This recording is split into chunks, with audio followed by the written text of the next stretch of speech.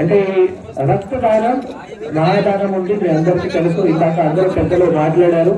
అంటే మనం ఒక బ్లడ్ అంటే రక్తం ఇచ్చిన తర్వాత ఎంతమందికి మేలు జరుగుతాయి, ఎంతమందికి సాయం అవుతాయి.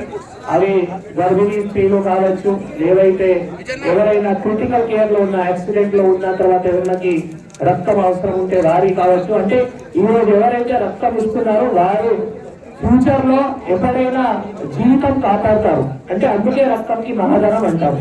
తర్వాత మేజర్ గా అంటే ఇంత రిమోట్ ఏరియాలో జరిలో, గాజీగూడలో, నార్నూరులో అండ్ ఆదివాసీలు ఇవి ముందుకి వచ్చి, ఆదివాసీ యువతులు ఇట్లా ముందుకి వచ్చి ఇదంతా మంచి కార్యక్రమం ఆర్గనైజ్ చేసినందుకు చాలా గొప్ప విషయం.